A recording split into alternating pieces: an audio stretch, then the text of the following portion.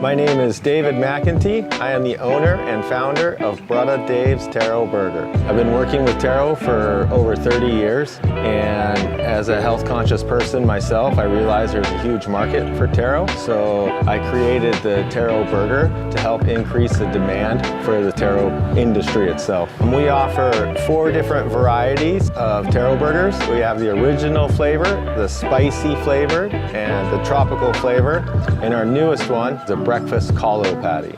Basically 3 days a week we're in the kitchen processing and manufacturing the taro burgers, and then the other 2 days I'm usually doing deliveries. We sell to all the major islands and have a distributor on every major island. So yeah, you can find us on our webpage at taroburger.com and on our Instagram at taroburger.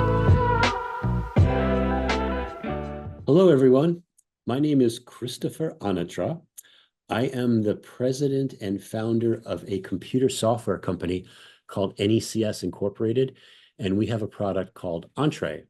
And Entree is a software program that is specifically made for the needs of food service distributors. Food distributors, it's what's called an ERP system, really manages everything from controlling inventory to dealing with customer orders, accounts receivable, the warehouse, routing the trucks, all that type of stuff.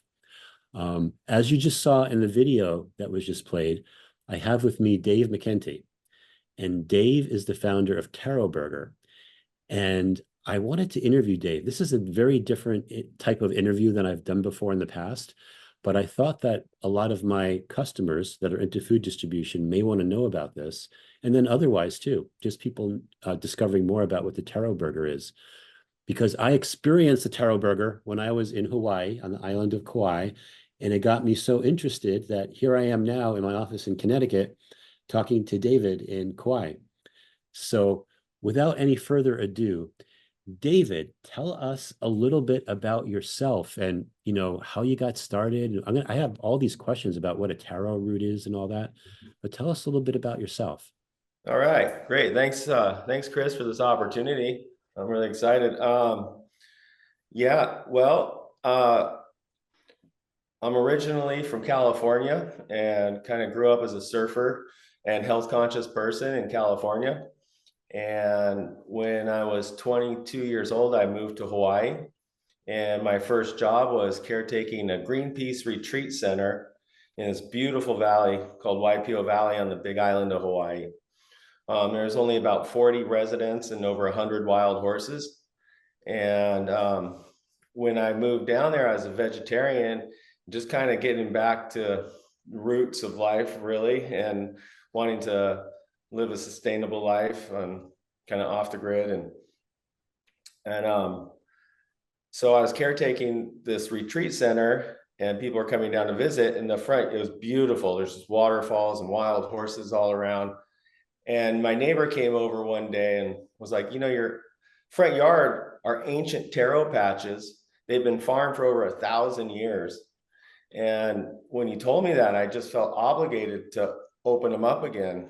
So I built a little fence around the weeds there, and then baited some of the wild horses in, and they ate it all down to the ground, and I could see the ancient taro patches. And I brought the water in and just started planting taro. Like I said, I was a vegetarian at the time and just kind of living off the land. And basically, I was living off of taro at the time and surfing a lot and kind of living close and off the land.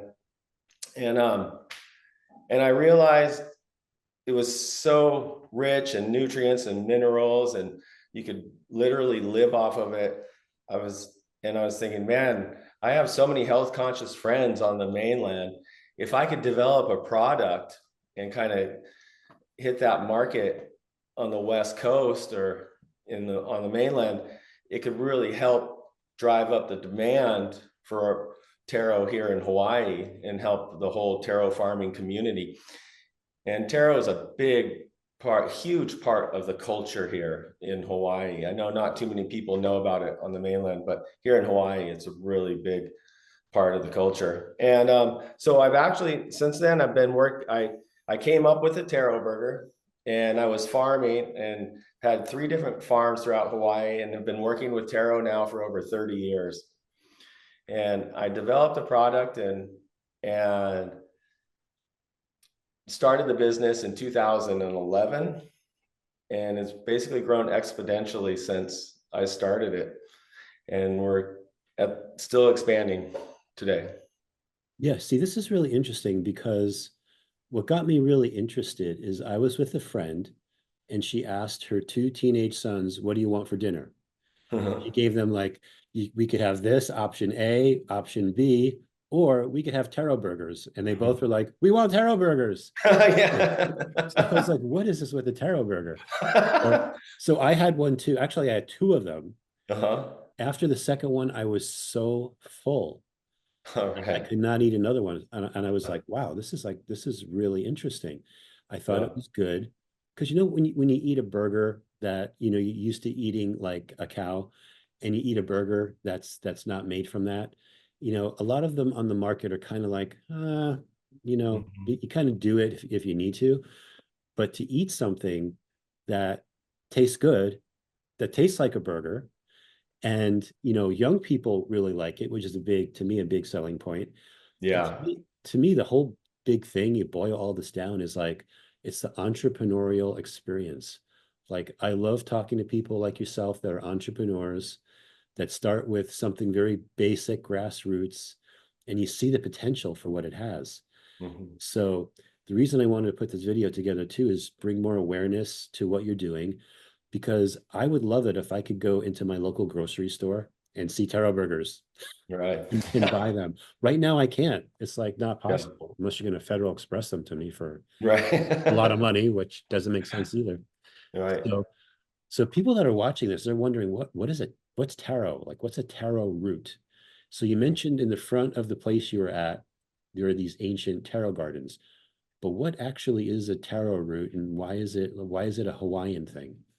Yeah. The Hawaiians actually brought it with them on the canoes when they originally came to Hawaii. And they actually consider it the staff of life. Hmm. And it goes back as in there as a legend that they're actually related to the taro plant. Um, they believe it was their older brother. And basically, the Hawaiian gods were like, you take care of your older brother, he'll take care of you. So they had a very symbiotic relationship. And the plant itself is a root crop, and it has a large root, kind of like a potato, but bigger. And it has a beautiful heart-shaped leaf. It grows in water like rice. And when they harvest the taro themselves, when we harvest, we cut off the root, cut off the leaves, and replant the stalk. And the stalk perpetuates itself year after year. And Ah, so that's part of why the Hawaiians appreciate it so much too. Is they could be working with the actual same plant that their ancestors were working with. I see. As we're talking, I'm just going to share a screen with everyone. Do you see that on your screen there? Yeah. Yeah. Just to show them like the format of what the taro root looks like, because Right. I've seen them growing when I was in Kauai. I saw the fields with them in it, but you just see the top, right? The roots in like in Mm-hmm. water. Mm-hmm. Okay. Right. Yeah, it's in water, and then you can see the leaves. Those are the little babies coming off on the bottom there. Okay. And the large root in the middle, they call the mother root. And the babies around it are the oha, or it's basically like a family. Ah, okay. They can plant one stalk, and then a whole family of taro will grow up from that one stalk. Okay. So when you harvest it, do you harvest the whole plant? Yeah. Mm-hmm. Okay. Yep. And then when you're going to plant it again, how does that work? So yeah, you would cut off the root and then cut off the leaves and then take that stalk that's in the middle and just replant the stalk. Oh, okay. And All it right. takes about a year for it to grow. About a year. Okay. Yep. Yep. Interesting. Okay, so The other thing about the taro root, the taro plant, is how nutritious it is. Hmm. Like, so we're not just talking about something that's good, instead of a regular cheeseburger. We're talking about something that's literally a superfood. Yeah. So Hmm. yeah, what can you tell us about like some of the nutritional aspects of the taro root? Yeah, I it's think this really is hot. the most important thing. Yeah. Yeah, yeah. It's really high in fiber, and also anti-carcinogenic, which classifies it as a superfood. Um, that it's high in fiber. It's a complex carbohydrate, but it's a good kind of carbohydrate.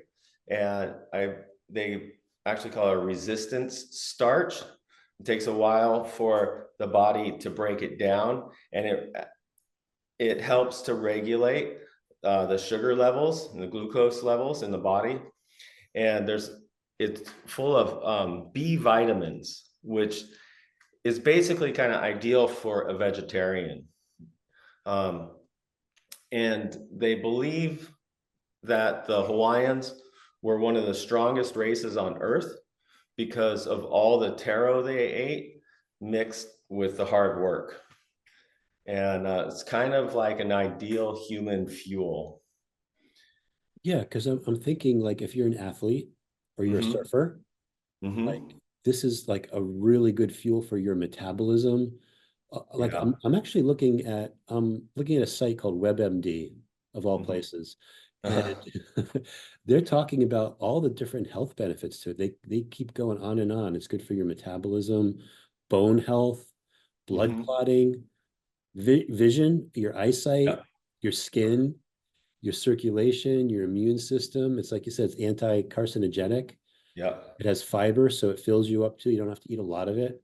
Hmm. That's why I felt so full after two of them. Sometimes I'm a three cheeseburger guy. This time, two, I was maxed out. I was like, so yeah, in the future, I'd only do like possibly, one. So yeah, Yeah, and the kids love it, like you said. You know, her kids not aren't the only ones. I feel like sometimes the kids are some of my best customers. yeah, exactly. And so right now, like describe to me what you're doing to make the burger, to get it to market. Like give us some of those type of ideas because I think the whole goal is to get you to have it to come into the States at some point. But tell me Uh-huh. what's happening now in Hawaii. I did see it in the supermarket in Kauai, but Yep. yeah, what's the whole process of going from the root to the supermarket currently? Yeah. I used to farm it, and I created the business while I was farming the taro, but then the business started doing really well, and it was taking up more and more time. So now I've focused more just on the business, and it's kind of what I offer and my part in the taro industry. And I'm not farming the taro anymore, but I'm buying the taro from all my neighbor farmers who I used to farm with and right around. So I buy it from them and then work in a certified kitchen about 3 days a week. We're making taro burgers. Um, we make about 1,000 to 1,200 per day. And then I have distribution channels all throughout Hawaii. And so we're statewide, and we're working with Cisco and Waihata and a few other smaller distributors, but basically a major distributor on every major island. Okay. And in a lot of restaurants and grocery stores. More restaurants than grocery stores, but both. Okay. Yeah. Yeah, because that that's interesting too, because that gets into the distribution channels, the type of things that my software clients, would be Yeah. interested in. The fact that Yeah. Cisco picked it up, everyone here knows Cisco, right? So Uh-huh. Cisco's pretty good, is pretty big. So the Yeah. fact that they're carrying it, that means They're carrying it here in Hawaii. in Hawaii. Yeah. Hmm. It would be Yeah. interesting if they ever branched out as well Yeah. into the Yeah. States with that. Yeah. Um, so when I saw the taro burger, it was in the frozen food section. Hmm. What's about what can you talk about like how long it will last before it Yeah, expires? the health department actually classified it as non-perishable. Non-perishable. Yeah. Okay. Um, but I noticed after 2 years or so that it does dehydrate a bit. It's still fine to eat, but so I actually have a 2 year shelf life on it. But yeah, it can last for a long time. The Hawaiians eat poi. They originally would, that's how they would use it. And poi was a staple of Hawaiians and the native Hawaiians. And that it has a natural enzyme where it ferments naturally. And so that was kind of like their refrigeration system back in the day, because, of course, they didn't have one, but the poi would last. My taro burgers are not fermented.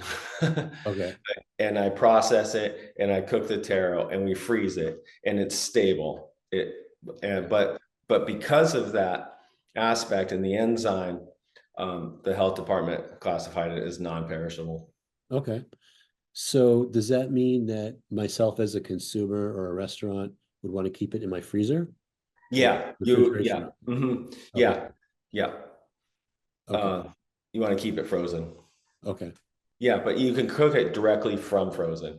You can defrost it. It'll last, about a week defrosted, but it's better to just keep it frozen. What about how fast it cooks up? About 4 minutes on one side and then 3 minutes on the other, Okay. depending if you're doing it on a flat grill or in a pan. Panini grills are even quicker and a little bit cleaner. Interesting. Okay. Yeah, that's one thing. It does kind of like oil. I notice when I cook it, I like to add a little extra oil, because in like a regular hamburger, there's a lot of fats that naturally help to cook the hamburger, but it doesn't have the fat in the taro. And so I add a little oil and it makes it nice and crispy on the outside and Okay. then a little more juicy on the inside. Okay. And I noticed the seasonings are really like right on. Oh yeah, thanks. Seasonings are really good. So you've got like a few different flavors. Like just Uh-huh. describe what those flavors are. I've Yeah. tried all of them, by the way. They're all good. All right, great, thanks. We have the original taro burger, the spicy taro burger, and the tropical taro burger, which is pineapple and coconut added to it, and then our breakfast kalo patty. Kalo is a Hawaiian word for taro, and the breakfast kalo patty is actually my favorite. I believe it's the most evolved and has more herbs and seasonings in it. So it has like a sausage type flavor to it. Yeah, like kind Okay. of like an Italian sausage. Okay.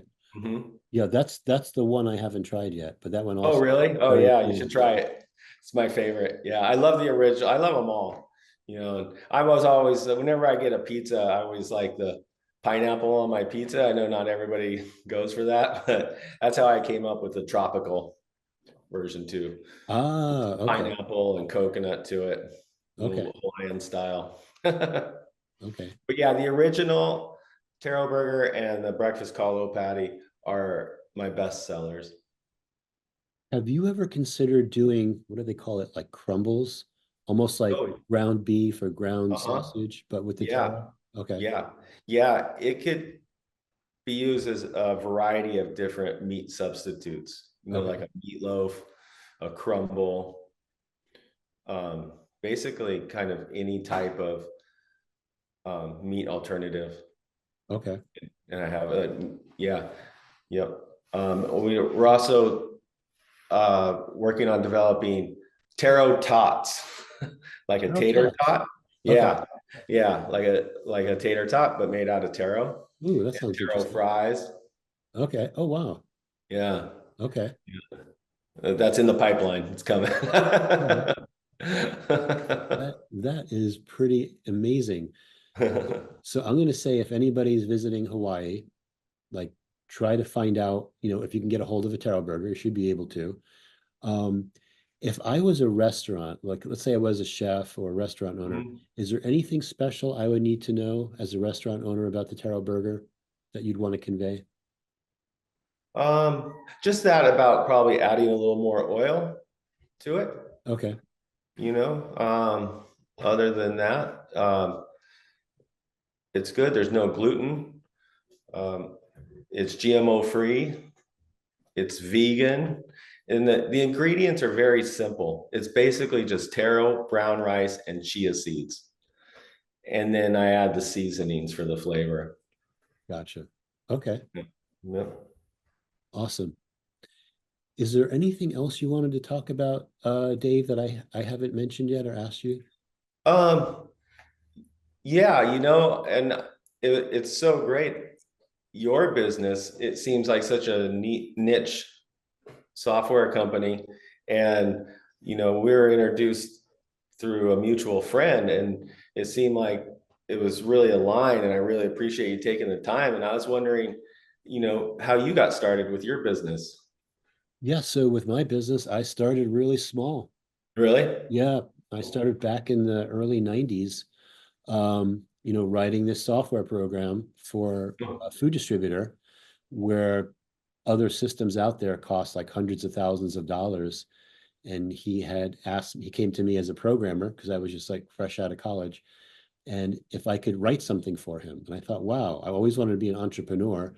This could Uh-huh. be like a great situation for me to create something, learn about the industry, provide something for him, then have something I can go on to sell. So that's basically what happened for me. So I started small and, just kept going. And it was like the same type of thing you mentioned, how year after year, like the growth kept continuing. So after 1 year, I sold like maybe one food distributor bought it. And then the next year, maybe two more bought it. And then after that, five more bought it and so forth. And it just kept growing from there. Mhm. So yes, that's the whole story. And what it does is the software that I have just works for food distribution. Like no other industry could use it. And it has all the necessary things too for these upcoming Food Safety Modernization Act requirements. Uh-huh. It's abbreviated FSMA, where the lot numbers and so forth have to be Mhm. tracked. So basically, it provides accountability for start to finish when the product is made to the point it gets to your fork, so to speak. So, yeah, so our software specializes in that type of thing. Yeah. Wow, that's so cool. I recently read that book, The Untethered Soul. Have you read that about? No, Oh, tell, really? tell me Oh, about it. it's really aligned with exactly what you do. He was a computer programmer, um, and he made software for the medical industry, and it did really well. And he's kind of a spiritual guy and really into meditation. And he applied a lot of meditation to his entrepreneurial skills, and how his whole software program came about. Similar. Yeah, that's very interesting. Yeah, Yeah, it's neat. yeah. Yeah. So tell us if anybody in the States wants to find out about the Taro Burger, wants to talk to you about maybe doing business with you or somehow bringing it into the States, what's the best way to reach you? Probably just through my webpage. You could just Okay. go to taroburger.com and contact me through there. Would probably be the easiest way. And you can see our products, um, get to know the product a little bit more. And yeah, just contact me through the webpage. You can Okay. also follow us on Instagram at Taro Burger. And yeah. Yeah. So you have to clear something up for me. Oh, Brada. What does yeah. brada mean? Because Brother. yeah, Oh yeah, I don't it's know that. your So brother. It's oh, your pigeon. brother. Okay. Yeah. I know. Brother Dave. Okay. Sometimes people are like, "Oh, you're Buddha Dave." I'm like, "No, Brada Dave." Okay. But in Hawaiian, the Hawaiians speak pidgin, and it's Brada Dave. And because I've been working closely with it, my Hawaiian friends in Waipio Valley would call me Brada Dave. And so that name kind of stuck. And it also correlates to the legend that the Hawaiians are related to Taro as their brother. Interesting. Excellent. Yeah. Brada Dave's Taro Burger. Yeah. That's the pigeon way to say it. Okay. You can see Cool. it on, yeah, my YouTube channel. We have the commercial. We're airing the commercial on the WSL the surfing league here in Hawaii and the surfing network. And yeah, you can check it out. And they're all speaking pidgin throughout the whole commercial. It's pretty funny. Okay, that's cool. Yeah. Yeah, so if anyone watching this is looking for a good alternative, for a regular hamburger, the Taro Burger with all the different nutrients it has, it really is a superfood. And if you're an athlete, if you're a surfer, whatever, it's almost like one of those perfect foods that should be on your menu, should be on your diet. Mm-hmm. Yeah. For sure. So Dave, I want to wish you the best with your business. Right. And if anyone wants to reach out to me, you can find me. My website is NECS.com. You can find me there, find out about the software that I have. And like I said, this isn't the normal type of video that I make, but I made it just because I love the entrepreneurial spirit. And so many of my clients have started, so small, like maybe having one or two little vans around town.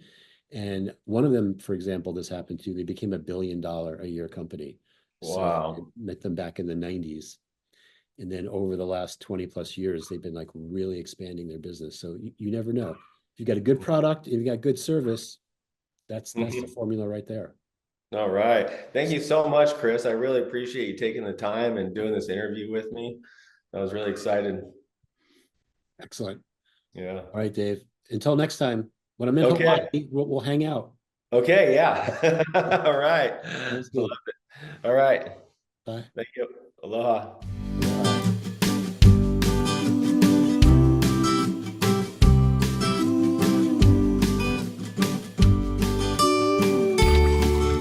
Hey, Uncle, you know what this would be good for? Boy, what do you think? Oh, one Taro Burger, brother. Brother Dave's Taro Burger. Shoot, brother.